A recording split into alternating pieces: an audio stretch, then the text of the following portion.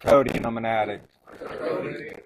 I'm gonna just take a moment to center myself, and so hopefully I can carry a message of recovery.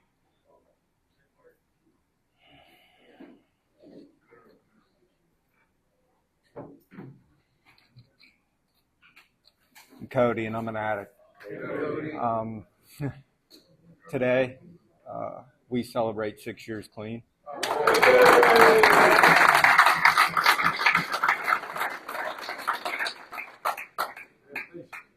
This is the absolute last thing I want to be doing on my anniversary.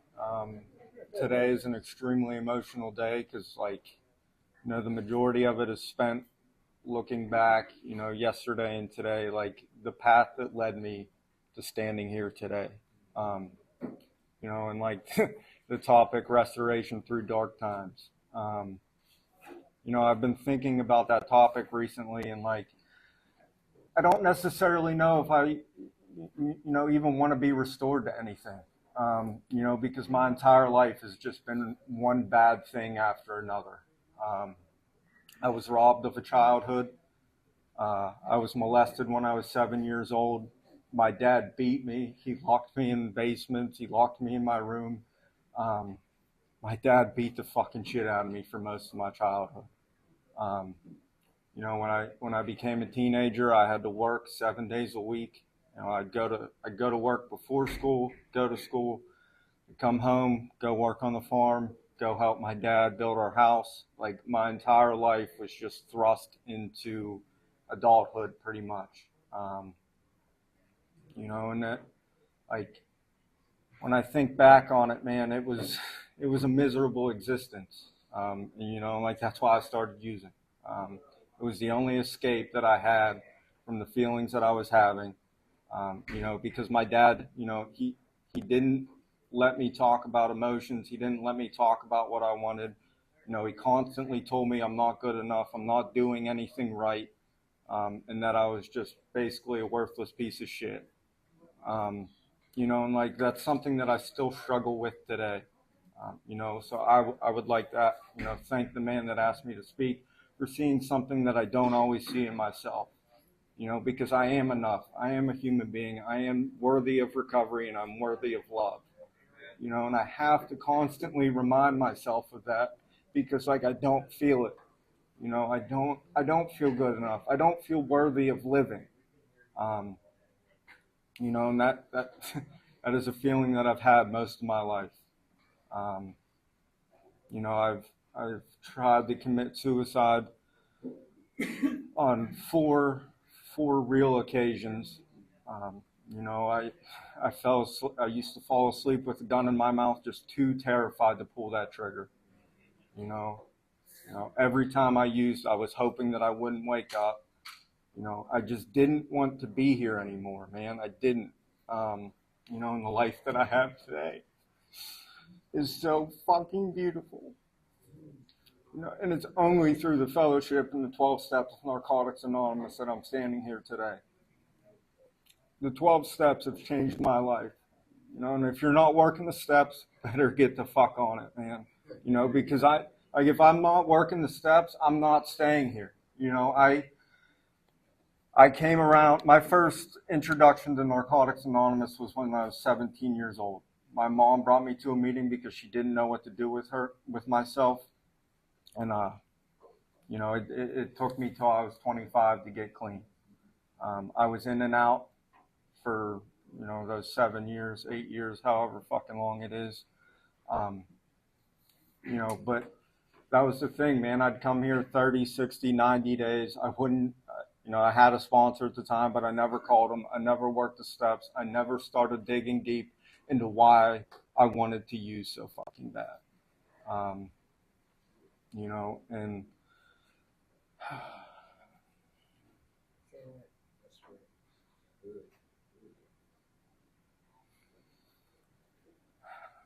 my life was a torturous existence before I found the 12 steps.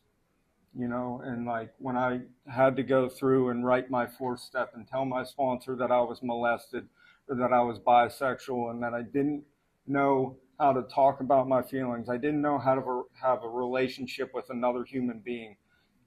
all the things that I was so fucking terrified to talk about, you know, and I heard me too. He identified with certain parts of my story, and like those are the parts that he latched on, and those are the parts that we had conversations about. Like I started to feel not so unique. I started to feel like somebody might understand what I was going through, because my whole life I always felt different. Sorry. Um, you know, it, so like when I started working through the steps, man, I found the peace and the serenity that I've always wanted. And like I became addicted to working the steps. I've been clean 6 years. I've worked through the steps 3 times already. Um, and like I don't say that to brag or boast, because like there's things that like I'm still struggling with, but like I am so dedicated to my recovery, and like I want the peace and the serenity that I see in the members with, you know, some serious amount of clean time, who have put the work in and have done the stuff that the other people don't want to do, man. Like that's what I want. And I really didn't want to talk about this because I am gonna cry, but I had a sponsor. His name was John A. Um, that man changed my life.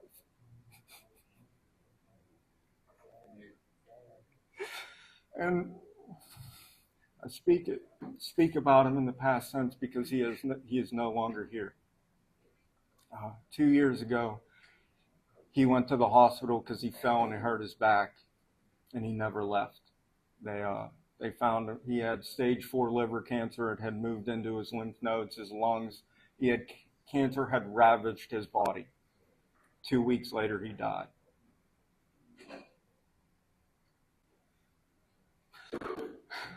And like I was immediately thrust back into that feeling of like being alone and not wanting to connect with another human being. And like the night that he passed away, his family had invited a bunch of members from Narcotics Anonymous. And so like his sponsor, his grand sponsor, I was there, my wife was there. And that was the first time that I truly believed that like a power greater than myself was watching over me. The amount of love that I experienced and witnessed in that room was like something that I had never seen before. I could almost touch it. It was so palpable that it was unmistaken that like, NA shows up for each other, and like the, I was working through my second set of steps at the time that he passed. I was on my 6th step, and I went to see him in the hospital while he was still not in a coma. And the only thing that he wanted to talk about was when we could set a date for us to go over my step. This man who's on his deathbed knew he was dying. All he cared about was trying to help me. Like I never had that in my entire life. Nobody wanted to be around me. My dad, when I got clean, I hadn't spoken to my dad in 8 years. The last conversation, which was the last day that I had with my mother, she told me that I was no longer her son and she wanted nothing to do with me. Nobody wanted me around. I was a fucking disgrace to society. I wreaked havoc on everybody's life, and my dad called me right before I spoke, or that I came up here, and he told me that he loved me and that he was proud of me. I have a relationship with my father that is more important than anything in this world, because my entire life I wanted nothing more than to be the son that my dad could be proud of. I just wanted a relationship with my father, and I felt like I could never, I couldn't do anything right. I couldn't be the son that he wanted. I couldn't be the son that my mother wanted, because there was something in me that wouldn't allow me to be a respectable human being. I caused so much turmoil, so much pain. And, there's still a lot of things that I'm working through with my relationship to my father. But when I made my amends, You know, he listened to me and we had a conversation. Um, you know, and like through that experience, my dad took it upon himself to, you know, really take a look at how he raised me. And, you know, 3 years ago now, he ended up making a formal amends to me. You know, like we never know how our recovery is going to affect people. You know, my dad's never drank or done a drug in his life, and like he still took it upon himself to like really take a look at who he was and how he affected me. Um, you know, and like that's why this program and the 12 steps are so powerful, because like I never imagined my dad saying sorry. You know, like I've seen my dad cry twice in my entire life. The first time was when I overdosed when I was 17, and the second time was when I had a year clean and he came to my home group to watch me pick up. You know, like this program gave me my family back. It allows me to be honest and vulnerable with the people who are in my life and complete strangers. You know, because I was so embarrassed to say that I was a bisexual man for the longest time because I thought everybody looked down on me, looked at me like I was disgusting, you know, and like I can't help it, and like I understand that, and like the people in my life love me for exactly who I am, and they encourage me to be exactly who I am, and like that is the most freeing thing that I've experienced. You know, my wife is my best friend. Um, you know, but like the man that spoke before me, I have issues with pornography and being addicted to sex and always wanting something outside of myself to replace that. Um, you know, and like I've had to have a lot of honest and deep and vulnerable conversations with her about like why I do the things that I do and like the things that I'm actively trying to work. And she does nothing but show me love and gratitude and compassion for being open with her, you know, and she loves me and she carries me through a lot of stuff, you know, because like along with the 12 steps in the fellowship of NA, like I'm also going to individual therapy and I'm working through that stuff. And like I know that's an outside issue, but like it's a very, very important part to my recovery.